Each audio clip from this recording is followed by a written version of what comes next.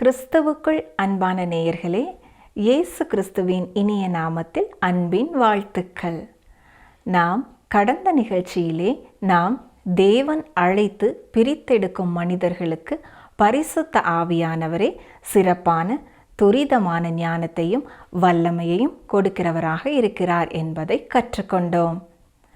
அதை தொடர்ந்து இன்று நாம் யாத்திராகமம் 19ஆம் அதிகாரம் முழுவதையும் கற்றுக்கொள்ள இருக்கிறோம். தகுந்த ஆயத்தத்துடன் காத்து கொண்டிருப்பீர்கள் என்று நினைக்கிறோம். இஸ்ரவேல் ஜனங்கள் எப்பொழுது சீனாய் மலைக்கு வந்து சேர்ந்தார்கள்? அங்கே அவர்களுக்கு தேவன் என்ன கொடுத்தார்? கர்த்தர் இஸ்ரவேல் ஜனங்களை எப்படி சுமந்து வந்தார்? தேவன் ஏன் நியாய பிரமாணங்களை கொடுத்தார்? நியாய பிரமாணத்தின் நோக்கம் என்ன? உபாதி என்றால் என்ன? சீனாய் மலை அடிவாரத்தை குறித்து இஸ்ரவேல் ஜனங்களுக்கு தேவனால் கொடுக்கப்பட்ட எச்சரிப்பு என்ன? தொடர்ந்து நிகழ்ச்சியினை கேளுங்கள், ஆசீர்வாதங்களை பெற்றுக்கொள்ளுங்கள். பிரியமான நேயர்களே, கடந்த நிகழ்ச்சியிலே நாம் யாத்ராகமம் 18ஆம் அதிகாரத்தை சிந்தித்தோம். மோசேயின் மாமனாகிய எத்ரோ மோசேயின் மனைவியையும் 2 பிள்ளைகளையும் கூட்டிக் கொண்டு இஸ்ரவேல் ஜனங்களோடு வரும் மோசேயை சந்திக்கும்படியாய் வருகிறார். மோசே சொன்ன எல்லா காரியங்களையும் கேட்டபொழுது அவருக்குள்ளேயும் விசுவாசம் வந்தது. கர்த்தர் எல்லா தேவர்களை பார்க்கிலும் பெரியவர் என்பதை இப்பொழுது அறிந்திருக்கிறேன் என்று சொல்லி தேவனுக்கு பலி செலுத்தினார். பின்னர் மோசே எப்பொழுதும் காலமே துவங்கி சாயங்காலம் மட்டும் ஜனங்களை நியாயம் விசாரித்ததை கண்ட எத்ரோ ஜனங்கள் எல்லாருக்குள்ளும் தேவனுக்கு பயந்தவர்களும் உண்மை உள்ளவர்களும் பொருளாசையை வெறுக்கிறவர்களுமான திறமையுள்ள மனிதரை தெரிந்து கொண்டு அவர்களை 1000 பேருக்கு அதிபதிகளாகவும் 100 பேருக்கு அதிபதிகளாகவும் 50 பேருக்கு அதிபதிகளாகவும் 10 பேருக்கு அதிபதிகளாகவும் ஏற்படுத்தி பெரிய காரியங்களை மட்டும் மோசே கவனிக்க வேண்டும் என்று ஆலோசனை கொடுத்தார். ஆனால் மோசே கர்த்தரிடத்திலே கூட இந்த காரியத்தை குறித்து விசாரியாமல் தனது மாமன் சொன்னபடியெல்லாம் செய்தார் என்று வாசித்தோம். இதைத் தொடர்ந்து மோசேயின் மாமன் அவருடைய சொந்த தேசத்திற்கு போய்விட்டார். இன்று நாம் யாத்ராகமம் 19ஆம் அதிகாரத்தை பார்க்க போகிறோம். யாத்ராகமம் 19ஆம் அதிகாரம் முதல் 24ஆம் அதிகாரம் வரை தேவனுடைய கற்பனைகளை குறித்து வாசிக்கிறோம். இப்பொழுது இஸ்ரவேல் ஜனங்கள் சீனாய் மலை அடிவாரத்திற்கு வந்துவிட்டார்கள். இங்கே தேவனுடைய கற்பனைகளை அவர்கள் ஏற்றுக்கொள்ள ஒப்புக்கொள்கிறார்கள். யாத்ராகமம் 19ஆம் அதிகாரம் முதல் 2 வசனங்களை பாருங்கள். இஸ்ரவேல் புத்திரர் எகிப்து தேசத்திலிருந்து புறப்பட்ட 3ஆம் மாதம் 1ஆம் நாளிலே சீனாய் வனாந்திரத்தில் சேர்ந்தார்கள். அவர்கள் ரெவிதீமிலிருந்து பிரயாணம் புறப்பட்டு சீனாய் வனாந்திரத்தில் சேர்ந்து அந்த வனாந்திரத்தில் பாளையம் இறங்கினார்கள். இஸ்ரவேலர் அங்கே மலைக்கு எதிராக பாளையம் இறங்கினார்கள். இங்கே நாம் வாசிக்க கேட்டது போல இஸ்ரவேல் ஜனங்கள் புறப்பட்ட 3ஆம் மாதம் 1ஆம் நாளிலே சீனாய் வனாந்திரத்திலே வந்து சேர்கிறார்கள். இங்கேதான் அவர்களுக்கு தேவன் 10 கட்டளைகளை கொடுக்க போகிறார். தன்னுடைய ஜனங்களோடு கூட கிருபையாய் செயல்பட போகிறார். தேவன் அவர்களை நடத்தும்படியாக அவர்கள் தங்களை அர்ப்பணிக்கக்கூடிய தீர்மானத்தை செய்யும் வாய்ப்பை கொடுக்கிறார். எகிப்திலிருந்து புறப்பட்டது முதல் இப்பொழுது சீனாய் வனாந்தரம் வந்து சேரும் வரை எவ்வண்ணமாய் அவர்களை வழிநடத்தினாரோ அவ்வண்ணமாய் தேவன் அவர்களை வழிநடத்துவதை குறித்து அவர்கள் ஆயத்தமுள்ளவர்களாக இருக்கிறார்களா, அல்லது தான் கொடுக்கும் கட்டளைகளை அவர்கள் ஏற்றுக்கொள்கிறார்களா என்பதை அவர் பார்க்க போகிறார். வசனங்கள் 3-4 பாருங்கள். மோசே தேவனிடத்திற்கு ஏறி போனான். கர்த்தர் மலையிலிருந்து அவனை கூப்பிட்டு, நீ யாக்கோபு வம்சத்தாருக்கு சொல்லவும் இஸ்ரவேல் புத்திரருக்கு அறிவிக்கவும் வேண்டியது என்னவென்றால், நான் எகிப்தியருக்கு செய்ததையும் நான் உங்களை கழுகுகளுடைய செட்டைகளின் மேல் சுமந்து உங்களை என் அண்டையிலே சேர்த்து கொண்டதையும் நீங்கள் கண்டிருக்கிறீர்கள். அருமையான சகோதரனை சகோதரியே, கர்த்தர் இஸ்ரவேல் ஜனங்களை எப்படி சுமந்து வந்தார் என்பதை சொல்கிறார். அது அவர்களுக்கு கிடைத்த பிரயாண கிருபை என்று சொல்லலாம். வசனம் 5. இப்பொழுது நீங்கள் என் வாக்கை உள்ளபடி கேட்டு என் உடன்படிக்கையை கைக்கொள்வீர்களானால் சகல ஜனங்களிலும் நீங்களே எனக்கு சொந்த சம்பத்தாயிருப்பீர்கள். பூமி எல்லாம் என்னுடையது. இஸ்ரவேல் ஜனங்கள் எகிப்திலிருந்து சீனாய் மலை வரை கர்த்தருடைய கிருபையினாலே பிரயாணப்பட்டு வந்தார்கள். இப்பொழுது கர்த்தர் அவர்களை பார்த்து அவருடைய கற்பனைகளையும் கட்டளைகளையும் ஏற்றுக்கொள்வார்களா என்று கேட்கிறார். கழுகினுடைய செட்டைகளின் மேலே சுமக்கப்பட்ட அந்த கிருபையை ஏற்றுக்கொள்வோம் என்று சொல்வதற்கு பதிலாக தேவனுடைய கட்டளைகளை ஏற்றுக்கொள்ள சம்மதிக்கிறார்கள். தேவன் எகிப்து ஜனங்களுக்கு என்ன செய்தார் என்பதை குறித்தும் எப்படி இஸ்ரவேலரை கழுகின் செட்டையிலே சுமந்தார் என்பதை குறித்தும் சொல்லுகிறார். அருமையானவர்களே, இந்த இடத்திலே கழுகை குறித்து சில காரியங்களை நாம் அறிந்து கொள்வது நல்லது. கழுகை குறித்து சொல்லும் பொழுது அது இரையின் மேல் பாய்கிற ஒரு பறவையாக சொல்லப்படுகிறது. யோபு 9:26 பாருங்கள். அவைகள் வேகமாய் ஓடுகிற கப்பல்களைப் போலவும் இரையின் மேல் பாய்கிற கழுகை போலவும் கடந்து போகிறது என்று வாசிக்கிறோம். ஆண்டவராய் இயேசு கிறிஸ்துவும் மத்தேயு எழுதின சுவிசேஷம் 24:28 சொல்லும் பொழுது, பிணம் எங்கேயோ அங்கே கழுகுகள் வந்து கூடும் என்று கூறியிருக்கிறார். என்றாலும் வேத புத்தகத்திலே கழுகை தேவனுக்கு ஒப்பாக வேதவசனம் சொல்கிறது. எசேக்கியேல் தீர்க்கதரிசன புத்தகத்திலே, வெளிப்படுத்தின விசேஷத்திலே தேவன் கூறும் பல காரியங்களிலே கழுகை தொடர்பு படுத்தி கூறுகிறதை நாம் பார்க்கலாம். கழுகானது அதனுடைய இறக்கைக்காக பாராட்டப் பெறுகிறது. அது மட்டுமல்ல, உயரமாக எழுந்து செல்லக்கூடிய காரியங்களுக்கும் அது நினைவு கூறப்படுகிறது. வேறு வார்த்தைகளிலே சொல்ல வேண்டுமென்றால், பறவை இனத்திலேயே கழுகு சிறப்பு வாய்ந்த ஒரு இடத்தை பெறுகிறது. அதன் இறகுகள் உண்மையாகவே தெய்வீக தன்மை உள்ளது என்று சொல்ல வேண்டும். யாத்ராமம் 19:4 நாம் வாசிக்க கேட்டது போல, கர்த்தர் தம்மை குறித்து சொல்லும் பொழுதும், நான் எகிப்தியருக்கு செய்ததையும் நான் உங்களை கழுகுகளுடைய செட்டைகளின் மேல் சுமந்து உங்களை என் அண்டையிலே சேர்த்து கொண்டதையும் நீங்கள் கண்டிருக்கிறீர்கள் என்று சொல்லியிருக்கிறார். அருமையானவர்களே, அதுதான் தேவனுடைய அற்புதமான, அளவிடப்பட முடியாத ஆச்சரியமான கிருபை. தேவன் தம்முடைய கிருபையினாலே இஸ்ரவேல் ஜனங்களை எகிப்தின் அடிமைத்தனத்திலிருந்து விடுதலை செய்து சீனாய் மலையண்டை கொண்டு வந்தார். எகிப்தின் அடிமைத்தனத்திலே அவர்கள் உதவியற்றவர்களாகவும் நம்பிக்கையற்றவர்களாகவும் இருக்க கண்டார். எனவே அவர்களை விடுதலை செய்தார். அவர் இரத்தத்தினாலே அவர்களை விடுதலை செய்தார். அந்த இரவில்தானே மரண தூதன் கடந்து வந்து எகிப்தின் தலைச்சங்களை கொலை செய்த பொழுது இஸ்ரவேல் ஜனங்கள் எகிப்தை விட்டு வெளியே வந்தார்கள். சிவந்த சமுத்திரத்தின் கரையிலே அவர்கள் வந்தபொழுது பார்வோன் மிருகங்களை வெட்டுவது போல் அவர்களை வெட்டி முடித்திருக்கலாம். ஆனால் தேவன் தலையிட்டார். செங்கடலை அவர்களுக்காக தமது வல்லமையினாலே இரண்டாக பிரித்து அந்த ஜனங்களை வெளியே கொண்டு வந்தார். பத்திரமாக மறுகரைக்கு கொண்டு வந்தார். அருமையான சகோதரனே, சகோதரியே, கழுகுகளின் செட்டையிலே அவர்களை சுமந்து வந்தார். எகிப்து தேசத்திலிருந்து சீனாய் மலை வரும் வரை இஸ்ரவேல் ஜனங்கள் 7 விதமான அனுபவங்களை தாண்டி வந்தார்கள். அது இன்றைக்கும் வாழுகிற கிறிஸ்தவ சகோதர சகோதரிகளுடைய வாழ்க்கையிலே இடம்பெறுகிற 7 விதமான அனுபவங்களுக்கு ஒத்ததாய் இருக்கிறது. இஸ்ரவேல் ஜனங்கள் பசியாய் இருந்தபொழுது கர்த்தர் அவர்களுக்கு மன்னாவை கொடுத்தார். தாகமாய் இருந்தபொழுது அவர்களுக்கு தண்ணீர் கொடுத்தார். மாராவின் கசப்பான தண்ணீரை மதுரமான தண்ணீராய் கர்த்தர் மாற்றினார். மட்டுமல்ல, அமலேக்கியர்கள் யுத்தத்திற்கு வந்தபொழுது கர்த்தரே அவர்களை விடுதலை செய்தார். எனவே வழிநடுக கழுகின் செட்டையிலே தேவன் அவர்களை சுமந்தார் என்று சொன்னால் அது மிகையாகாது. எனக்கு அருமையான சகோதரனை, சகோதரியே, இன்றைக்கும் என்னையும் உங்களையும் கழுகுகளின் செட்டையிலே தான் கர்த்தர் சுமந்து வருகிறார். ஒவ்வொரு நாளும் நம்மை அவருடைய கிருபையாலே வழிநடத்தி வருகிறார். நாம் தரிசித்து அல்ல, விசுவாசித்து தான் நடந்து வருகிறோம். இப்பொழுது சீனாய் மலை அடிவாரத்திலே தேவன் தான் அவர்களை எவ்வளவு நேசிக்கிறார் என்பதை குறித்தும், எவ்வளவாய் அவர்களை குறித்து அக்கறைப்பட்டுக் கொள்கிறார் என்பதை குறித்தும், எவ்வளவு அருமையாய் அவர்களை வழிநடத்துகிறார் என்பதை குறித்தும் நினைவுபடுத்துகிறார். இப்பொழுது அவர்களிடத்திலே அவர் 2 காரியங்களை முன்வைக்கிறார். ஒன்று கிருபை, அடுத்தது கற்பனை. அவர்களுக்கு கற்பனைகளை தான் கொடுப்பேன் என்று சொன்னால் அதை காத்து கொள்வார்களா என்று கேட்கிறார். இப்பொழுது கிருபைக்கு பதிலாக அவர்கள் கட்டளைகளை பெற்றுக்கொள்ளப் போகிறார்கள். இன்றைக்கும் எனக்கு பிரியமான சகோதரனை, சகோதரியே, அநேகர் கிருபைக்கு பதிலாக கற்பனைகளை தெரிந்து கொள்கிறார்கள். இது உண்மையாகவே துரதிர்ஷ்டவசமானது தான். ஏனென்றால் தேவன் தமது கிருபையினாலே ரட்சிக்கும் இந்த காலங்களிலே நாம் வாழ்கிறோம். தேவன் கற்பனைகளின் அடிப்படையிலே யாரையும் ரட்சிக்கிறதில்லை.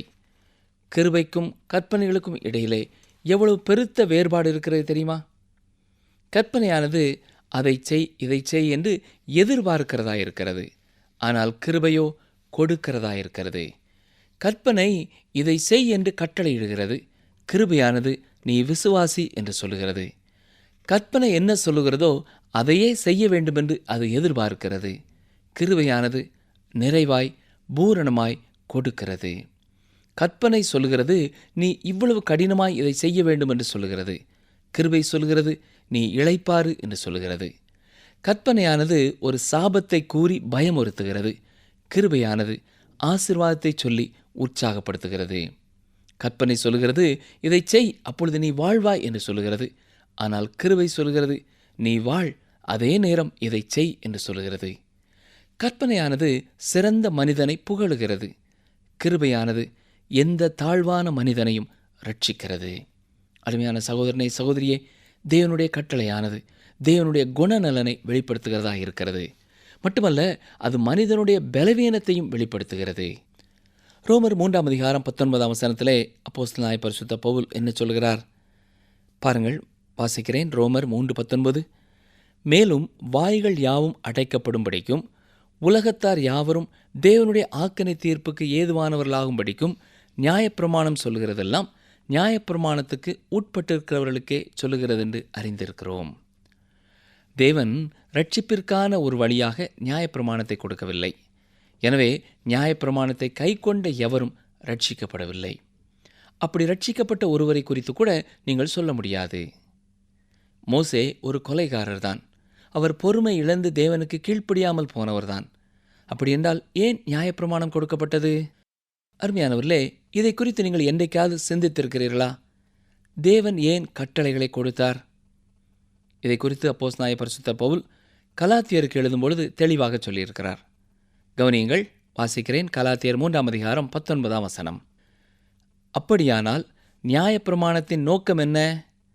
வாக்குத்தத்தத்தை பெற்ற சந்ததி வருமளவும் அது அக்கிரமங்களின் நிமித்தமாக கூட்டப்பட்டு தேவதூதரை கொண்டு மத்தியஸ்தன் கையிலே கட்டளையிடப்பட்டது. அதாவது, நாம் பாவிகள் என்பதை வெளிப்படுத்தவே நியாயப்பிரமாணம் கொடுக்கப்பட்டது. அதாவது, வித்தானது வரும் வரை தற்காலிகமான ஒன்றாக அது கொடுக்கப்பட்டிருந்தது. அதாவது, கலாத்தியர் 3 அதிகாரம் 19 நாம் பார்க்கிறது போல, அந்த குறிப்பிட்ட சந்ததி வரும் வரை இருக்கும்படியாய் கொடுக்கப்பட்ட ஒன்று. அந்த சந்ததி இயேசு கிறிஸ்து தான். தொடர்ந்து கலாத்தியர் 3 அதிகாரம் 24 பவுல் என்ன சொல்கிறார்?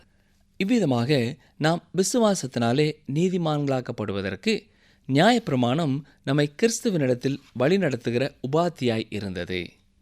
இங்கே உபாத்தி என்று சொல்லப்பட்டிருப்பது பள்ளிக்கூடத்திலே இருக்கும் உபாத்தியர், அதாவது ஆசிரியர் இல்லை. உபாத்தி என்றால் ரோம அரசாங்கத்திலே பணி செய்கிற ஒருவருடைய வீட்டிலே சிறு பிள்ளைகளை பார்ப்பதற்காக பொறுப்பாக இருந்த ஒரு அடிமை. இந்த அடிமைதான் அந்த குடும்பத்தில் உள்ள சிறு பிள்ளைகளை குளிப்பாட்டுவது, துணி துவைப்பது, துணி உடுத்து வைப்பது, மூக்கை சீந்த வேண்டிய நேரங்களிலே சீந்தி விடுவது, இவ்வாறு பொறுப்போடு செயல்படும் அந்த பணியிலே இருக்கும் அடிமை. அந்த குழந்தையானது பள்ளி செல்லும் பருவம் வரும்பொழுது ஒரு ஆசிரியர் அந்த குழந்தையை பொறுப்பெடுக்கிறார். இந்த ஆசிரியருக்கான பொருள் சிறு பிள்ளையை நடத்துகிறவர் என்பது. அதாவது, ஒரு சிறு பிள்ளையை கரம் பிடித்து பள்ளிக்கு நேராய் நடத்துகிறவர். ஆம் பிரியமானவர்களே, நியாயப்பிரமாணமானது நம்மை பள்ளிக்கு நடத்தும் ஒரு ஆசிரியராய் இருக்கிறார்.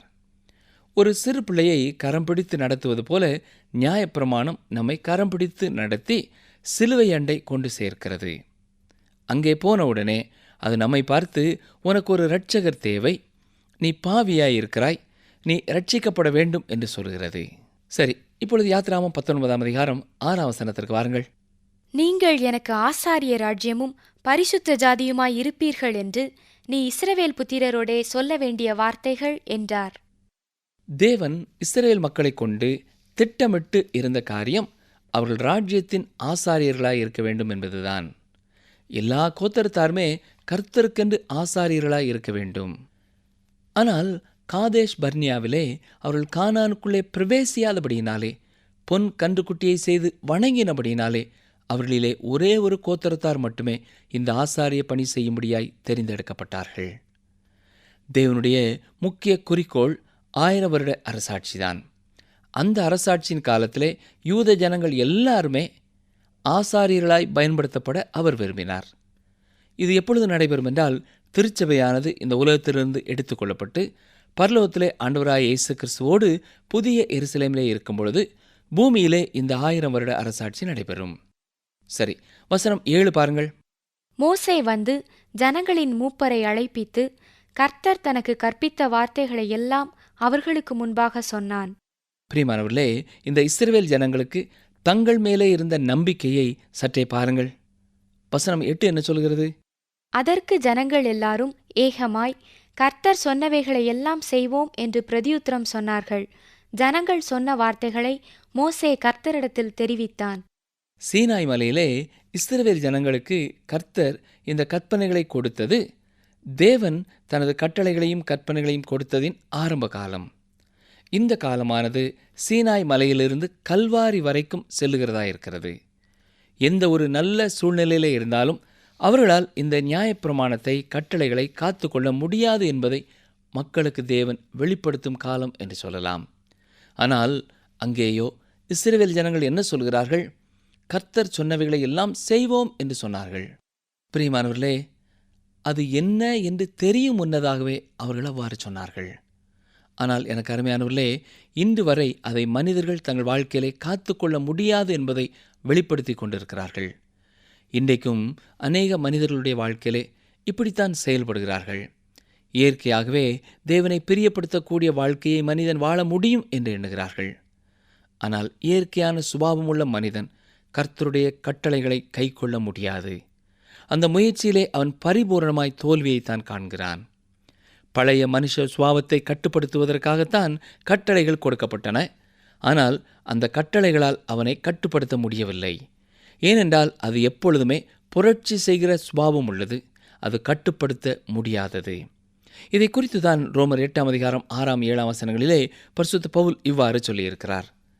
கவனியங்கள், வாசிக்கிறேன். ரோமர் 8:6-7 மாம்ச சிந்தை மரணம், ஆவியின் சிந்தையோ ஜீவனும் சமாதானமுமாம். எப்படி என்றால், மாம்ச சிந்தை தேவனுக்கு விரோதமான பகை.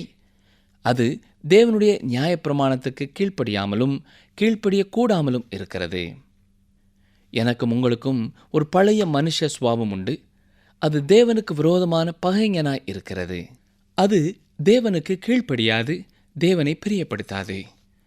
அருமையான சகோதரனே, சகோதரியே, இதை குறித்த உண்மையை உங்கள் வாழ்க்கையிலே நீங்கள் கண்டுபிடித்திருக்கிறீர்களா? தேவனுடைய எதிர்பார்ப்பை உங்களால் நிறைவேற்ற முடியாது என்பதை கண்டிருக்கிறீர்களா? ஆனால் அருமையானவர்களே, தேவன் மற்றுமொரு வழிமுறையையும் ஏற்படுத்தியிருக்கிறார். அதற்காக நாம் ஆண்டவரை துதிக்க வேண்டும். நான் கர்த்தருடைய கட்டளைகளை கைக்கொள்ளுகிறேன் என்று சொல்கிறவனைப் போல ஒரு பெரிய மாய்மாலக்காரன் உலகத்திலே இருக்க முடியாது. தேவனுடைய எதிர்பார்ப்புக்கு தக்க உலகத்திலே எந்த மனிதனும் வாழ முடியாது.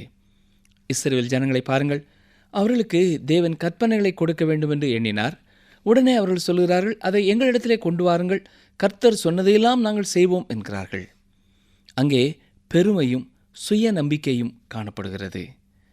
எந்த ஒரு மனிதனும் தேவனுடைய கற்பனையை கைக்கொள்வதனாலே ரட்சிக்கப்பட முடியாது என்பதை தேவன் தெளிவாக சுட்டிக்காட்டிய பின்னரும் இன்றும் தாங்கள் தேவனுடைய கற்பனையை கைக்கொள்ளுகிறோம் என்று சொல்கிறார்கள். அருமையான சகோதரனை, சகோதரியே, எந்த ஒரு மனிதனும் கர்த்தருடைய கட்டளைகளை பரிபூர்ணமாய் கைக்கொள்ள முடியாது. நல்ல வாய்ப்பான சூழ்நிலையிலும் கூட இஸ்ரவேல் ஜனங்கள் அதை முயற்சித்திருக்கிறார்கள். ஆனால் அது முடியாது. சரி, யாத்ராகமம் 19:9 பாருங்கள். அப்பொழுது கர்த்தர் மோசேயை நோக்கி, நான் உன்னோடே பேசும்போது ஜனங்கள் கேட்டு உன்னை என்றைக்கும் விசுவாசிக்கும்படி நான் கார் மேகத்தில் உன்னிடத்திற்கு வருவேன் என்றார். ஜனங்கள் சொன்ன வார்த்தைகளை மோசே கர்த்தருக்கு சொன்னான். அருமையானவர்களே, தேவன் கற்பனைகளை கொடுத்தது அருமையான ஒன்று என்று அநேகர் இன்றைக்கு நினைக்கிறார்கள். ஒரு பெண்மணி ஒரு போதகரிடத்திலே வந்து, ஐயா, தேவன் கற்பனைகளை கொடுத்த காரியம் எவ்வளவு அருமையானதாக இருக்கிறது இல்லையா என்று கூறினார்கள். அதற்கு போதகர் கூறிய பதில் அவர்களை அதிர்ச்சியுற பண்ணியது. அப்படி போதகர் என்ன சொன்னார் தெரியுமா? இந்த கற்பனையிலே அழகான எதையும் என்னால் பார்க்க முடியவில்லை, இது பயமுறுத்தும் ஒரு காரியமாகவே இருக்கிறது என்று கூறினார். இது எவ்வளவு உண்மை இல்லையா? பிரியமானவர்களே, கிருபையை ஒப்பிட்டு பார்க்கும் பொழுது கற்பனைகள், கட்டளைகள் மனிதனை பயமுறுத்துகிறதாகவே இருக்கிறது. யாத்ராகமம் 19:10-11 கவனியுங்கள். பின்னும் கர்த்தர் மோசேயை நோக்கி, நீ ஜனங்களிடத்தில் போய் இன்றைக்கும் நாளைக்கும் அவர்களை பரிசுத்தப்படுத்து. அவர்கள் தங்கள் வஸ்திரங்களை தோய்த்து 3ஆம் நாளைக்கு ஆயத்தப்பட்டிருக்க கடவர்கள். 3ஆம் நாளில் கர்த்தர் சகல ஜனங்களுக்கும் பிரத்யட்சமாக சீனாய் மலையின் மேல் இறங்குவார். ஆம் அருமையானவர்களே, இந்த காட்சியை சற்றே நீங்கள் கற்பனை செய்து பாருங்கள். எவ்வளவு மகத்துவமான ஒரு சூழ்நிலையாய் இருக்கிறது. ஆனால் வசனம் 12 பாருங்கள். ஜனங்களுக்கு சுற்றிலும் நீ ஒரு எல்லை குறித்து அவர்கள் மலையில் ஏறாதபடிக்கும் அதன் அடிவாரத்தை தொடாதபடிக்கும் எச்சரிக்கையாயிருங்கள் என்று அவர்களுக்கு சொல். மலையை தொடுகிறவன் எவனும் நிச்சயமாகவே கொல்லப்படுவான். இந்த வசனத்தை கேட்ட பிறகு இது அழகான ஒரு காட்சி போல இருக்கிறதா? இஸ்ரவேல் ஜனங்களுக்கு சொல்லப்பட்டது என்ன? எந்த ஒரு மனிதனோ மிருகமோ மலைக்கு அருகே வரக்கூடாது. மலையை தொடுகிறவன் எவனும் நிச்சயமாகவே கொல்லப்படுவான். அருமையானவர்களே, இது அழகானதல்ல, இது பயங்கரமானது. தொடர்ந்து வசனங்கள் 13 முதல் 16 வரை பாருங்கள். ஒரு கையும் அதை தொடலாகாது. தொட்டால் நிச்சயமாக கல்லெறியுண்டு அல்லது ஊடுருவ எய்யுண்டு சாக வேண்டும். மிருகமானாலும் சரி, மனிதனானாலும் சரி, உயிரோடே வைக்கப்படலாகாது. எக்காலம் நெடுந்தொனியாய் தொனிக்கையில் அவர்கள் மலையின் அடிவாரத்தில் வரக்கடவர்கள் என்றார். மோசே மலையிலிருந்து இறங்கி ஜனங்களிடத்தில் வந்து அவர்களை பரிசுத்தப்படுத்தினான். அவர்கள் தங்கள் வஸ்திரங்களை தோய்த்தார்கள். அவன் ஜனங்களை நோக்கி, 3ஆம் நாளுக்கு ஆயத்தப்பட்டிருங்கள், மனைவியினிடத்தில் சேராதிருங்கள் என்றான். 3ஆம் நாள் விடியற் காலத்தில் இடி முழக்கங்களும் மின்னல்களும் மலையின் மேல் கார்மேகமும் மகா பலத்த எக்காள சத்தமும் உண்டாயிற்று. பாளையத்திலிருந்த ஜனங்கள் எல்லாரும் நடுங்கினார்கள். கவனித்தீர்களா? இங்கே ஏதோ சர்க்கஸ் ஊர்வலம் போய்க் கொண்டிருக்கவில்லை. தேவனுடைய கட்டளைகளை தேவன் கொடுக்கப் போகிறார். இது பயங்கரமான ஒரு அனுபவமாகும். எனவே மக்கள் எல்லாரும் நடுங்கினார்கள். தொடர்ந்து வசனங்கள் 17 முதல் 21 வரை பாருங்கள். அப்பொழுது ஜனங்கள் தேவனுக்கு எதிர்கொண்டு போக மோசே அவர்களை பாளையத்திலிருந்து புறப்பட பண்ணினான். அவர்கள் மலையின் அடிவாரத்தில் நின்றார்கள். கர்த்தர் சீனாய் மலையின் மேல் அக்கினியில் இறங்கினபடியால் அது முழுவதும் புகைக்காடாயிருந்தது. அந்த புகை சூளையின் புகையைப் போல எழும்பிற்று. மலை முழுவதும் மிகவும் அதிர்ந்தது. எக்காள சத்தம் வர வர மிகவும் பலமாய் தொனித்தது. மோசே பேசினான். தேவன் அவனுக்கு வாக்கினால் மறுமொழி கொடுத்தார். கர்த்தர் சீனாய் மலையிலுள்ள கொடுமுடியில் இறங்கினபோது கர்த்தர் மோசேயை மலையின் கொடுமுடியிலே வரவழைத்தார். மோசே ஏறி போனான். அப்பொழுது கர்த்தர் மோசேயை நோக்கி, ஜனங்கள் பார்க்கிறதற்கு எல்லையை கடந்து கர்த்தரிடத்தில் வராதபடிக்கும் அவர்களில் அநேகர் அழிந்து போகாதபடிக்கும் நீ இறங்கிப் போய் அவர்களை உறுதியாக எச்சரி. கவனித்தீர்களா? அங்கே இருந்த இஸ்ரவேலரிலே சிலர் மிக அற்புதமான காட்சி எதையாவது பார்க்கலாம் என்று எண்ணிக்கொண்டிருந்தார்கள். ஆனால் எதையுமே அவர்கள் பார்க்க முடியவில்லை. ஒரு சத்தத்தை மட்டுமே அவர்கள் கேட்டார்கள். யோவான் 1ஆம் அதிகாரம் 18ஆம் வசனத்திலே நாம் பார்க்கிறது போல, தேவனை ஒருவனும் ஒரு காலம் கண்டதில்லை, பிதாவின் மடியில் இருக்கிற ஒரே பேரான குமாரனே அவரை வெளிப்படுத்தினார் என்று வாசிக்கிறோம். இது இந்நாள் வரைக்கும் உண்மையானதாகவே இருக்கிறது. இப்பொழுது வசனங்கள் 22 முதல் 25 வரை பாருங்கள். கர்த்தரின் சமூகத்தில் வருகிற ஆசாரியர்களும் கர்த்தர் தங்களுக்குள்ளே சங்காரம் பண்ணாதபடி தங்களை பரிசுத்தப்படுத்திக் கொள்ள வேண்டும் என்றார். அப்பொழுது மோசே கர்த்தரை நோக்கி, மலையை சுற்றிலும் எல்லை குறித்து அதை பரிசுத்தப்படுத்துங்கள் என்று தேவரீர் எங்களை உறுதியாக எச்சரித்திருக்கிறீர். ஆகையால் ஜனங்கள் சீனாய் மலையின் மேல் ஏறி வர மாட்டார்கள் என்றான். கர்த்தர் மோசேயை நோக்கி, நீ இறங்கிப் போ, பின்பு நீயும் ஆரோனும் கூடி ஏறி வாருங்கள். ஆசாரியர்களும் ஜனங்களும் கர்த்தர் தங்களுக்குள்ளே சங்காரம் பண்ணாதபடிக்கு எல்லையை கடந்து கர்த்தரிடத்தில் வராதிருக்க கடவர்கள் என்றார். அப்படியே மோசே இறங்கி ஜனங்களிடத்தில் போய் அதை அவர்களுக்குச் சொன்னான். அருமையான சகோதரனை, சகோதரியே, தாங்கள் எவ்வளவு பலவீனமானவர்கள் என்பதை அறியாதவர்களாக இஸ்ரவேல் ஜனங்கள் தாங்கள் கர்த்தருடைய கற்பனைகளை கைக்கொள்வோம் என்று தவறுதலாக ஒத்துக்கொண்டார்கள். மனிதன் தன் சொந்த பலத்தினாலே தேவனுடைய கற்பனைகளை கைக்கொள்ள முடியாது. தேவன் அருளும் கிருபையோடு ஒப்பிடும் பொழுது இது மிக வித்தியாசமானதும் மனிதனால் எட்ட முடியாத உயரமுமானதாய் இருக்கிறது. ஆனால் என்னை கேட்டுக்கொண்டிருக்கிறவர்களே, இன்று தேவன் நமக்கு தமது கிருபையை காண்பித்திருக்கிறார். இன்று நீங்கள் செய்ய வேண்டியது தேவனுடைய கற்பனைகளை கைக்கொள்வதனாலே மீட்கப்பட முடியாது. இயேசு கிறிஸ்து நம்முடைய பாவங்களுக்கான தண்டனையை சிலுவையிலே சுமந்து தீர்த்ததை விசுவாசித்து எனக்கும் அந்த இரட்சகர் தேவை என்று அவரை உங்கள் வாழ்க்கையிலே ஏற்றுக்கொள்ளும் பொழுது உங்கள் வாழ்க்கையிலேயும் உங்கள் கடந்த கால பாவங்களை அவர் மன்னிக்கிறவர் மட்டுமல்ல, நிகழ்காலத்திலே அவருடைய பிள்ளைகளாய் ஒவ்வொரு நாளும் வாழ்வதற்கு அவருடைய பரிசுத்த ஆவியானவரை தர வாஞ்சை உள்ளவராய் வல்லமை உள்ளவராய் இருக்கிறார். கிருபையினாலே விசுவாசத்தை கொண்டு ரட்சிக்கப்பட்டீர்கள். இது உங்களால் உண்டானதல்ல, இது தேவனுடைய ஈவு. ஜெபிப்போமா?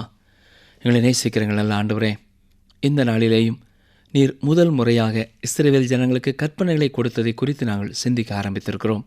நீர் எவ்வளவு வல்லமை உள்ளவர், எவ்வளவு பயங்கரமானவர் என்பதை மக்கள் கண்டுகொண்டது போல இந்த நாட்களிலேயும் உம்முடைய மகத்துவத்தையும் உம்முடைய மகிமையையும் இந்த நிகழ்ச்சியை கேட்கிற ஒவ்வொருவரும் அறிந்து உணர்ந்தவர்களாய் வாழ நீரே அருள் புரியும். இன்றைக்கு நீர் எங்களுக்கு ஏற்படுத்தி வைத்திருக்கிற இந்த கிருபையின் மார்க்கத்திற்காக உமக்கு ஸ்தோத்திரம் செலுத்துகிறோம். தகுதி இல்லாத எங்களுக்காக இயேசு கிறிஸ்து சிலுவையிலே தண்டனையை அனுபவித்ததற்காக ஒரு முறை கூட நாங்கள் உமக்கு நன்றி செலுத்துகிறோம் ஐயா. இயேசு கிறிஸ்துவின் இரத்தத்தினாலே எங்கள் பாவத்தை நீர் மன்னிக்கிறதற்காக உமக்கு ஸ்தோத்திரம் செலுத்துகிறோம். இயேசு கிறிஸ்துவின் இரத்தத்தினாலே நீர் எங்களுக்கு தருகிற புதிய உறவுக்காக உமக்கு நன்றி செலுத்துகிறோம். புதிய வாழ்க்கைக்காக நான் உமக்கு ஸ்தோத்திரம் செலுத்துகிறோம். இந்த நிகழ்ச்சியை கேட்டுக்கொண்டிருக்கிற யார் யார் உம்மை பூரணமாய் விசுவாசிக்கிறார்களோ அவர்கள் ஒவ்வொருவரும் உம்முடைய பிள்ளைகள் என்ற நிச்சயத்தை பெற்றவர்களாக உம்மோடு கூட நெருங்கிய உறவை அனுதினமும் அனுபவிக்க உலகம் மாமிசம் பிசாசை ஜெயித்து வாழ நீரே அருள் புரியும். இயேசு கிறிஸ்துவின் வல்லமையுள்ள நாமத்தினாலே மனத்தாழ்மையோடு ஜெபிக்கிறோம் பிதாவே, ஆமேன். நேயர்களே, இந்த நாளிலும் நாம் கற்றுக்கொண்ட சத்தியங்கள் என்ன? இயற்கையான சுபாவமுள்ள மனிதன் கர்த்தருடைய கட்டளைகளை கைக்கொள்ள முடியாது. மாம்ச சிந்தை தேவனுடைய நியாய பிரமாணத்திற்கு கீழ்ப்படியாமலும் கீழ்ப்படியக்கூடாமலும் இருக்கிறது. நமக்குள் பழைய மனுஷ சுபாவம் இருக்கிறது. அது தேவனுக்கு விரோதமான பகைஞனாக இருக்கிறது. மனிதன் தன் சொந்த பலத்தினாலே தேவனுடைய கற்பனைகளை கைக்கொள்ள முடியாது.